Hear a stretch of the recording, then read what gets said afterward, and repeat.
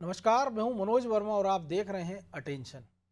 और आज अटेंशन में बात करेंगे अध्यक्ष की रेस कहां फंसा पेच। यह सवाल इसलिए है क्योंकि बीजेपी प्रदेश अध्यक्ष के ऐलान में लगातार देरी होती जा रही है। बीजेपी भी कोई एक दिन तारीख देने से पहले बच रही है। पहले कहा गया कि दिल्ली चुनाव की वजह से मामला रुका है और अब चर्चा है कि होली से पहले नाम का ऐलान हो सकता है। इधर कांग्रेस इस देरी पर चुटकी ले रही है, लेकिन सवाल यह है कि बीजेपी अध्यक्ष के चुनाव में क्या कोई पेच फंस रहा है और क्यों बीजेपी कोई समय सीमा इसको लेकर तय नहीं कर पा रही है। आज चर्चा इन्हीं सवालों के आसपास, लेकिन पहले रिपोर्ट देखिए।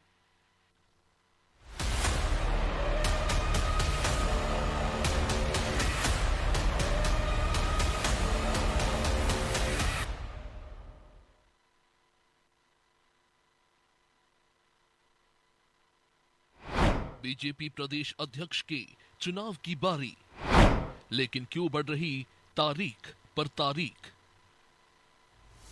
बीजेपी में जिला अध्यक्षों के चुनाव के बाद प्रदेश अध्यक्ष चुनने की बारी है।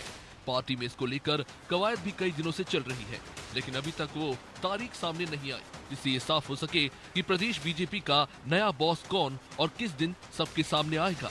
हालांकि अब कहा जा रहा है कि बीजेपी के राष्ट्रीय अध्यक्ष का चुनाव होली से पहले हो जाएगा, यानी प्रदेश में भी बीजेपी अध्यक्ष चुन लिया जाएगा। वही बीजेपी अध्यक्ष के चुनाव में हो रही देरी को बीजेपी अलग नजरिए से देख रही है। उनका कहना है कि ये फैसला सबकी सहमति से लिया जाना है, लिहाजा समय तो लगेगा ही। देखिए, जब भी मध्य प्रदेश की यदि बात करें तो हमने बूथ अध्यक्ष समय पर घोषित कर दिए, हमने जिला अध्यक्ष पूरे प्रदेश के 62 जिलों के घोषित कर दिए और प्रदेश अध्यक्ष की भी जो प्रक्रिया है उसका समय पर पालन होगा। समय पर सब नाम घोषित होंगे। ये भारतीय जनता पार्टी, ये पार्टी विद द डिफरेंस के तरीके से काम करती है। हम हमारे संगठन के चुनाव भी कराते हैं, विधिवत कराते हैं, पारदर्शी तरीके से कराते हैं। हमारी निर्वाचन की प्रक्रिया होगी, बाकायदा पैनल बनेगा, निर्वाचन की प्रक्रिया होगी और समय पर प्रदेश अध्यक्ष और राष्ट्रीय अध्यक्ष सबका चुनाव समय पर होगा। इधर प्रदेश बीजेपी की कमान को संभालने के लिए नेताओं ने दौड़ भी लगाना शुरू कर दिया है। कुछ दिन पहले डिप्टी सीएम राजेंद्र शुक्ल ने दिल्ली में पीएम मोदी से मुलाकात की थी, लेकिन फिलहाल चर्चा पूर्व मंत्री नरोत्तम मिश्रा की ज्यादा है, क्योंकि अध्यक्ष की रेस में उनका नाम भी है और अभी हाल ही में केंद्रीय मंत्री ज्योतिरादित्य सिंधिया ने उनसे मुलाकात की। दोनों नेताओं के बीच बंद कमरे में तकरीबन 15 मिनट तक चर्चा हुई। सिंधिया से पहले मंत्री कैलाश विजयवर्गीय भी उनसे मुलाकात कर चुके हैं। इसके अलावा भी कई नेता उनसे मिलने पहुंच रहे हैं, लिहाजा इसके भी सियासी मायने निकाले जा रहे हैं। लेकिन कांग्रेस बीजेपी अध्यक्ष के चुनाव में हो रही देरी पर तंज कस रही है। जनता पार्टी में गुटबाजी चारों तरफ से जो है, क्योंकि इतने सारे जो है इसके अंदर जो है नाराज महाराज शिवराज इतने सारे नेता लोग हैं, इनके आपस में सामंजस्य नहीं बैठ पा रहा। चाहे कैलाश विजयवर्गीय जी हो, वो नाराज चल रहे हैं मुख्यमंत्री से, चाहे नरोत्तम मिश्रा जी है, अब तो लोग कहने लगे हैं। तो ये भारतीय जनता पार्टी की जो आपसी गुटबाजी नाराजगी पूरी सतह पर दिख रही है। इसका कारण है कि जो है अध्यक्ष का चयन नहीं हो पा रहा है, क्योंकि अध्यक्ष जिसको बनाएंगे तो फिर एक शुरू हो जाएगा। इसलिए अब सब लोग खींचतान चली, ये खींचतान आगे भी चलती रहेगी। यूं तो प्रदेश अध्यक्ष के दावेदारों की रेस में बैतूल से विधायक हेमंत खंडेलवाल, अर्चना चिटनिस, अरविंद भदौरिया का भी नाम है, लेकिन किसके नाम पर कब मोहर लगेगी इसकी तारीख अभी तय नहीं हुई। अब इस देरी की वजह क्या है? क्या सही में नामों को लेकर रायशुमारी का दौर चल रहा है या फिर किसी एक नाम पर सहमति नहीं बन पा रही? सवाल ये भी है कि क्या नाम तय हो चुका है और सही समय का इंतजार हो रहा है? खैर, इन सवालों के जवाब तो बीजेपी के पास ही है, लेकिन देखना दिलचस्प होगा कि जिन नामों को लेकर अटकलें लग रही हैं, उनमें से कोई चुना जाएगा या बीजेपी फिर से चौंकाएगी। ब्यूरो रिपोर्ट, अनादि टीवी।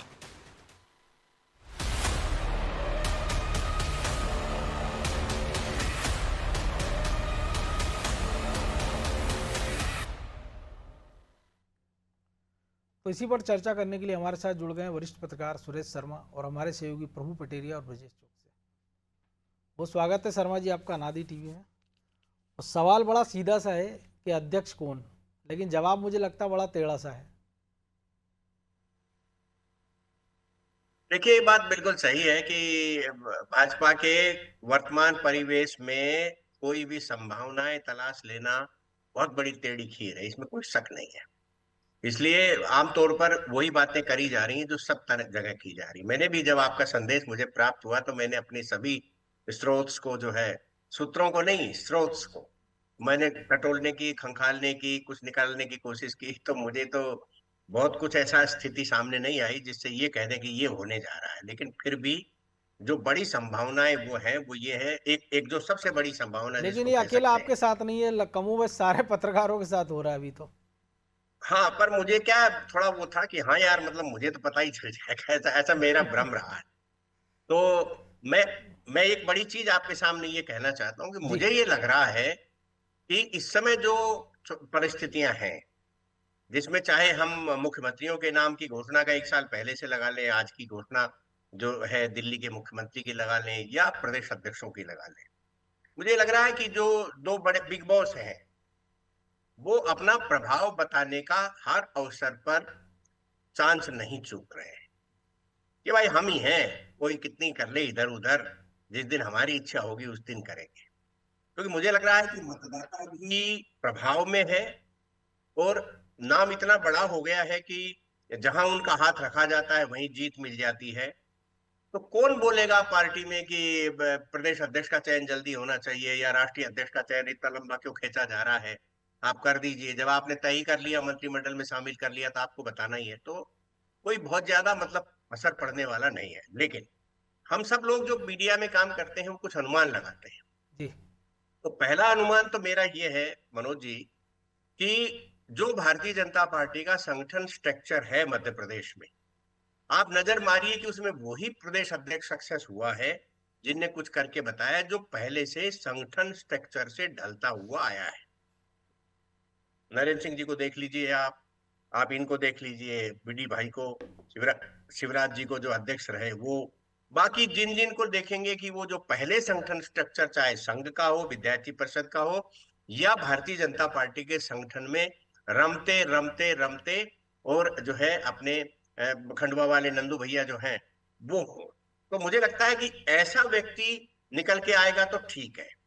और आपने किसी का कान पकड़ा और बैठा दिया और कह दिया कि भैया तू अब संभाल आज से काम, तो मुझे लगता है कि इतनी बड़ी फौज जो कार्यकर्ताओं की हो गई है, इस पर कंट्रोल करने की स्थिति नहीं रहेगी। संगठन मंत्री जी भी भाई एकांकी चलने वाले नेता वर्तमान में हैं, और प्रदेश अध्यक्ष भी यदि कोई नया आ जाएगा तो मुझे लगता है कि इससे परिस्थितियां बिगड़ेंगी।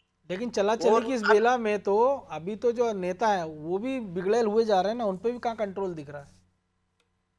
ये बात ये बात अपन कुछ हद तक देख सकते हैं कि कंट्रोल करेगा कौन, क्योंकि जहां हेडमास्टर बनने की मानसिकता हो वहां जो है स्टूडेंट कोई है ही नहीं। अब स्टूडेंट तो जिले के बचे हैं, अब प्रदेश में काहेगा स्टूडेंट, प्रदेश में तो सारे बड़े लोग गए।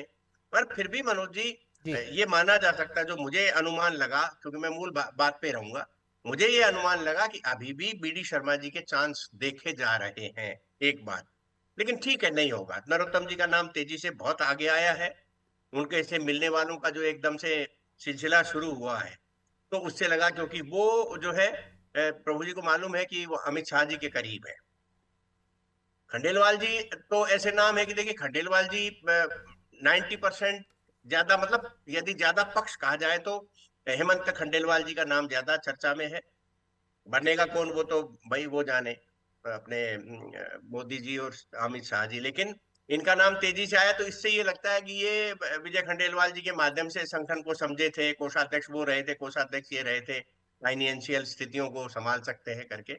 संगठन को कितना संभाल सकते हैं इसकी कोई बहुत ज्यादा अभी अपन श्योरिटी नहीं ले सकते, लेकिन हमें ये मालूम चला कि वो अपने बैतूल जिले को ही नहीं संभाल पाते, वहीं गुटबाजियां और नाराजगियां हैं। तो इसके कारण जो है उनका कितना बनता है।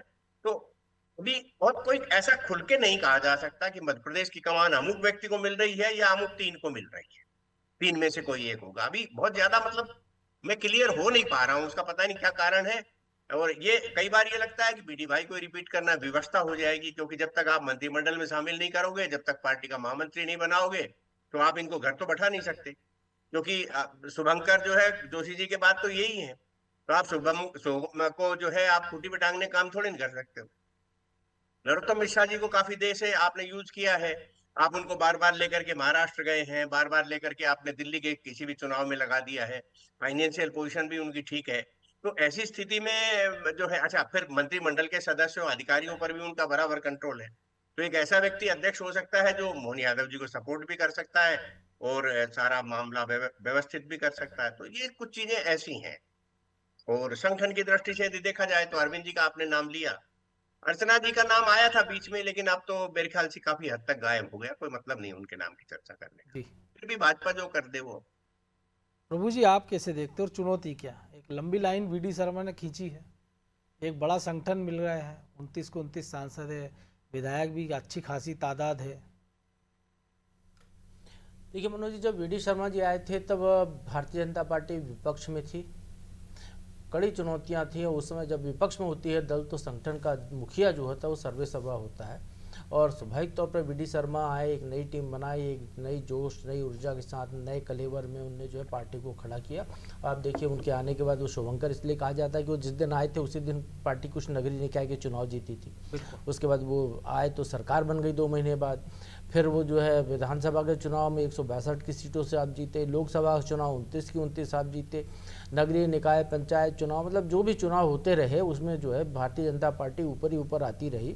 तो निश्चित तौर पर इसका श्रेय उनको गया और वो उनकी टीम मैनेजमेंट को गया, तो वो शुभंकर वाली बात थी। अब जो है अब समय बदला हुआ है मनोज जी, अब पार्टी को अगले 4 साल तक ऐसा कोई संघर्ष नहीं है, सत्ता में है पूरी तरह से।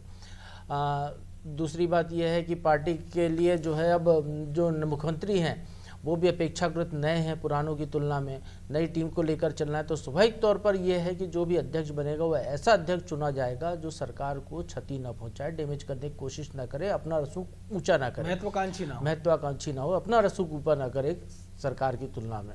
तो इस तरीके इस पैमाने पे जो एक नाम अभी जो सुरेश शर्मा जी ने लिया हेमंत खंडेलवाल का, तो मेरे ख्याल से वो 90% उनने कहा है, तो मेरे ख्याल से उनको अभी की आज की स्थिति में बात करते हैं तो उनके चांसेस जो है 95% से ज़्यादा है, क्योंकि उनके पास उसी सोर्स उसी सूरज से वो दैदीप्यमान है जिस सूरज से मुख्यमंत्री दैदीप्यमान है वो, और वो जो है संगठन के आदमी है ये भी माना जाता है। लेकिन जो कमी बताई वो निश्चित तौर पर एक कमी ये है कि संगठन का बीजेपी का जो मुखिया होता है वो मंच का भी चेहरा होता है, और इस पैमाने पर हेमंत खंडेलवाल जी शायद थोड़े कमतर दिखाई देते हैं।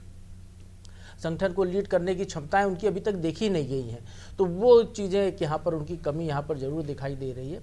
नरोत्तम मिश्रा तो ये कहें कि वो वन मैन आर्मी है, सर्वमान्य नेता हैं, वो यदि अध्यक्ष बन जाते हैं तो आप मान के चलिए कि भारतीय जनता पार्टी में जिस तरीके की जो आशंकाएं आप कह रहे हैं वो सारी आशंकाओं का निर्मूल हो जाएगा, वो जो है सबको साथ लेकर चल सकते हैं। लेकिन वो एक मामला वहाँ पर आएगा सरकार के साथ तालमेल वाला, वो कब तक चलता है वो देखने वाली बात होगी। तो शायद ये इस मामले को लेकर केंद्र जो है बीजेपी का आलाकमान विचार करेगा। लेकिन हाल के दिनों में सिंधिया से बंद कमरे में मुलाकात, फिर महेंद्र सिंह का जाना, उसके पहले वी.डी. शर्मा से मुलाकात, तमाम सारे बड़े नेता, ये भी कुछ संकेत दे रहा है, या कई बार होता है कि किसी को निपटाना है तो दूसरे तरीके से प्रयास कर दो। मनोज जी, मध्य प्रदेश की सरकार में नरेंद्र मोदी के आने के बाद भी यदि कहें जब उसके पहले से, तो ये पहली बार हुआ है कि मुख्य सचिव कौन बनेगा ये अंतिम वक्त पे दिल्ली ने निर्णय किया। बिल्कुल। डीजीपी कौन बनेगा ये दिल्ली ने निर्णय किया। मुख्यमंत्री कौन बनेगा ये तो निर्णय दिल्ली का था ही, उन्हें जो है तीसरी चौथी पंक्ति के व्यक्ति जो बैठे थे उनको मुख्यमंत्री चुना, अच्छा चयन था, कोई जिस हिसाब से जिस पैमाने पर उन्होंने चुना। लेकिन उसके बाद जब सरकार चलाने की जो बारी, क्योंकि आमतौर पर मुख्यमंत्री अपना मुख्य सचिव अपना चुनता है, डीजीपी वो अपना चुनता है, जिसके दम पर वो सरकार प्रशासन चलाता है।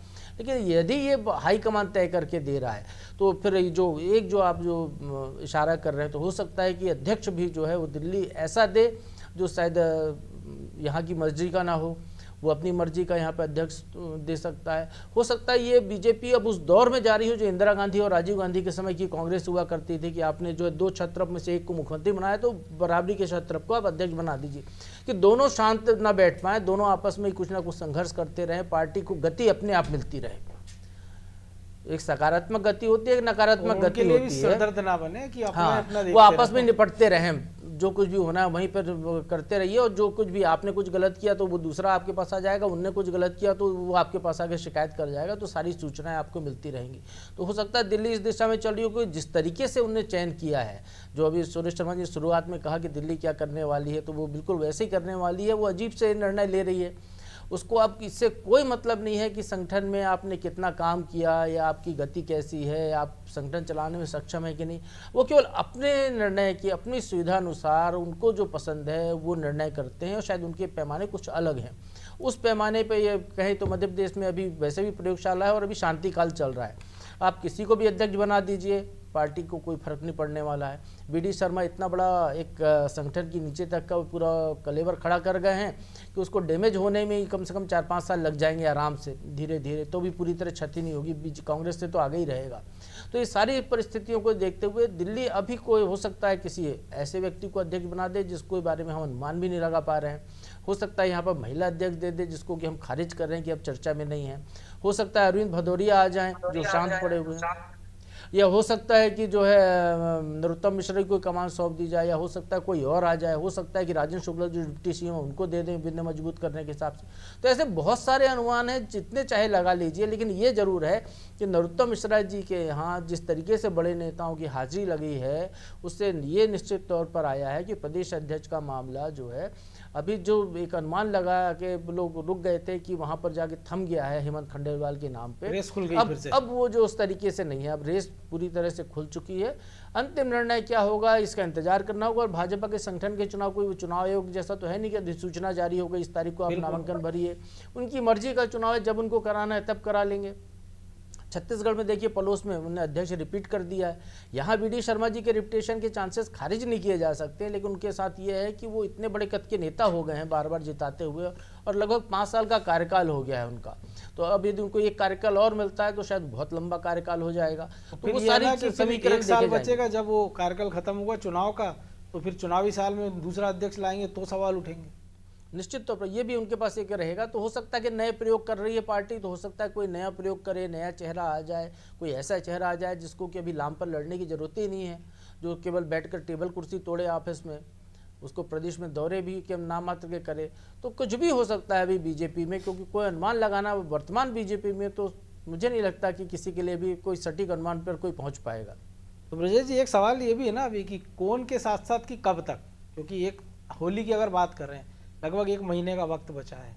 7 तारीख को 7 मार्च के आसपास होलाष्टक लग जाते हैं, जो बीजेपी के बारे में धारणा है कि वो शुभ मुहूर्त में शुभ काम करती है। तो 7 मार्च के पहले कोई संभावना देख रहे हैं?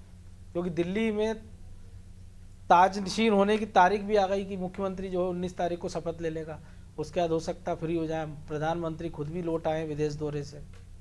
देखिए मनोज जी, अनुमान लगा सकते हैं अपन उसलिए क्योंकि जो सक्रियता है बड़े नेताओं की, चाहे वो ज्योतिरादित्य सिंधिया की हो, चाहे कैलाश विजयवर्गीय की हो, चाहे बीडी शर्मा की हो, जो सक्रियता की हम बात कर रहे हैं नरोत्तम मिश्रा की, तो ये सक्रियता क्यों है कि निश्चित तौर पर लग रहा है पार्टी में कि उससे पहले आ जाएगा, कि अभी जल्दी से जल्दी तय होना है, तभी तो सक्रियता बढ़ी है कि या तो तय हो चुका है तो कुछ बदलाव के लिए प्रेशर पॉलिटिक्स की जा रही है, तो मतलब बहुत कुछ तय हो गया है। और उसी वजह से ये दावा किया जा सकता है कि भाई, या मान सकते हैं हम कि वो जल्द से जल्द हो जाएगा, होलाष्टक से पहले हो सकता है मध्य प्रदेश को नया अध्यक्ष मिल जाए, जो भी हो वो नया अध्यक्ष हो। लेकिन नया अध्यक्ष होगा जैसा ही, जैसे कि प्रभु जी ने भी बताया, शर्मा जी ने भी, मनोज जी, जो टकराव वाला ना हो, वैसा ही होगा। नंदू भैया जैसा होगा कि भाई सरकार के साथ जिस तरह से वो शिवराज सिंह चौहान के साथ तालमेल बनाकर चलते रहे, क्योंकि मध्य प्रदेश का संगठन तो पहले से ही मजबूत है ना, और जब कोई सिस्टम बन जाता है तो आप अध्यक्ष किसी को बना दो, सिस्टम के अनुसार काम चलता रहता है। एक संकट है ना, आप बहुत लो प्रोफाइल को भी बना देते कई बार, लेकिन जो सलाहकार होते हैं वो एकदम से उसको मुख्यमंत्री प्रोजेक्ट करने लगते हैं पहले दिन से, तो वो अध्यक्ष जी के मुख्यमंत्री बनने लग जाता है, तो ये संकट शुरू हो जाता है। देखिए, मुझे नहीं लगता कि अब जिनका नरोत्तम मिश्रा का नाम चल रहा हो, चाहे हेमंत खंडेलवाल का नाम चल रहा हो, कि ये उस रेस में अचानक आ जाएंगे कि भाई हम तो मुख्यमंत्री बनने वाले हैं। लेकिन नरोत्तम मिश्रा के बनने से निश्चित तौर पर 2 ध्रुव हो जाएंगे बीजेपी के, और जिस तरह से मुख्यमंत्री का चयन हुआ है, मुख्यमंत्री को मुझे नहीं लगता कि आला कमान कम आंकने की या कमतर करने की कोशिश करे कि ऐसा अध्यक्ष ही जाएगा जो मुख्यमंत्री को सरकार के साथ साथ चल सके और मुख्यमंत्री ऊपर रह सके, ना कि अध्यक्ष रह सके। तो वो टकराव वाली स्थिति यहाँ पर नहीं बनेगी। तो वैसा ही अध्यक्ष लेकर आएगी आला कमान, जो कि क्योंकि आला कमान ने तय किया ना मुख्यमंत्री कौन होगा, वो अपने ही जो चुना हुआ व्यक्ति को, अपने ही चुने व्यक्ति को कोई टकराव वाले क्यों देंगे कि संकट खड़ा हो। वो जिस स्तर का, जिस मनसा के तहत उनको मुख्यमंत्री बनाया, वो मनसा पूरी करने के लिए निश्चित तौर पर ऐसा व्यक्ति अध्यक्ष बनेगा। अगर अध्यक्ष भी वही चुनकर भेजते हैं तो फिर तो जाहिर सी बात है ना कि फिर तो टकराव होगा ही नहीं जब अध्यक्ष चुनकर भेजेंगे। यदि बीडी शर्मा को भी अभी रिपीट करते हैं मान के चलिए, या हो सकता है संभावना इसकी ज़्यादा है कि बीडी शर्मा को अभी रिपीट ना करके जब यदि आप ऐसा अध्यक्ष लाते हैं जो सरकार के साथ तालमेल करे, यदि हेमंत खंडेलवाल कोई बनाते हैं आप, तो बाद में आप बीडी शर्मा को ला सकते हैं क्योंकि एक अनुभव है उनका, चुनाव से पहले ले आएंगे तो उसका फ़ायदा मिलेगा। हमने जैसे नरेंद्र सिंह तोमर को भी देखा था कि किस तरह से चुनाव से पहले उनको ले आए थे तो उसका फ़ायदा बीजेपी को मिला था कि संगठन फिर उसी गति से, जिस तरह से हम मान रहे हैं कि राकेश सिंह को लाए थे नुकसान हो गया था ना, ये भी दो उदाहरण है हमारे सामने। हाँ, दो उदाहरण है, तो वो सबक भी तो आला कमान के ध्यान में होगा ना कि यदि राकेश सिंह को लाए थे तो नुकसान हो गया था, यदि नरेंद्र सिंह तोमर को लाए थे तो फायदा हो गया था। तो इस मामले में तो हम माने कि भाई बीडी शर्मा बाद में ला सकते हैं, क्योंकि बीडी शर्मा को बाद में लाके उससे फायदा ही होगा, नुकसान नहीं होगा ना। एक तो संगठन का अनुभव है उनका, और जिस तरह से उन्होंने लाइन खींची है उसको और बेहतर तरीके से वो काम कर सकते हैं। तो शुभांकर हैं ही पार्टी के लिए, तो हो सकता है उनको उस समय ले आया जाए, अभी रिपीट ना करके, तो उसका फायदा ज़्यादा होगा। अभी ऐसा अध्यक्ष लेकर आने से फायदा ये है कि सरकार सुचारू रूप से चलती रही, संगठन के पास जो सरकार की नीतियों को लेकर जिस तरह के कार्यक्रम बनते रहे वैसे कार्यक्रम बनते रहेंगे, और सरकार की योजनाओं का प्रचार से होता रहेगा, और जो सहयोग होता मिलता है कि भाई हितग्राही योजना है जिसमें संगठन क्या महत्वपूर्ण भूमिका निभा सकता है, वैसे ही काम करेंगे। अभी कोई विरोध तो करना नहीं है, कोई झगड़े तो होना नहीं है कि आप विपक्ष में हो तो आपको ताकत दिखाना है, आपको सरकार के साथ तालमेल बनाकर चलना है। जी सर जी।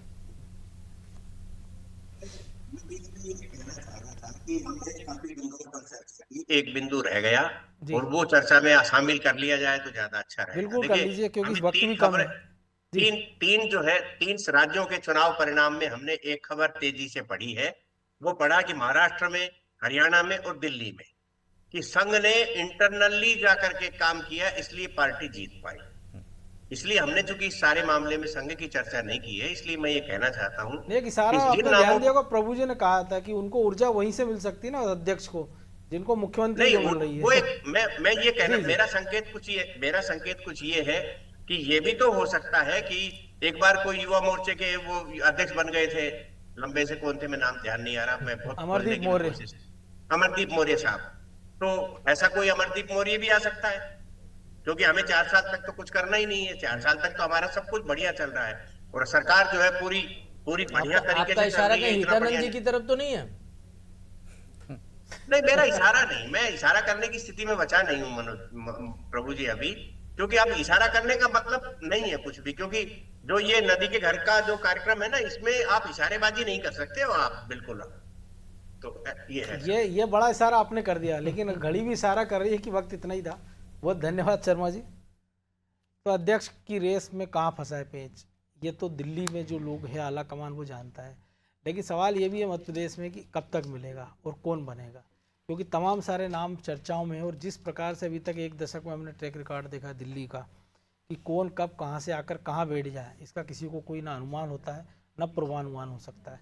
इसलिए हम भी ना कोई अनुमान लगा रहे हैं ना पूर्वानुमान लगा रहे हैं, लेकिन उम्मीद कर रहे हैं कि जो भी अध्यक्ष आएगा वो पार्टी को आगे ले जाने का ही काम करेगा। अटेंशन में आज इतना ही, मुझे दीजिए इजाज़त, और आप देखते रहिए अनादि टीवी।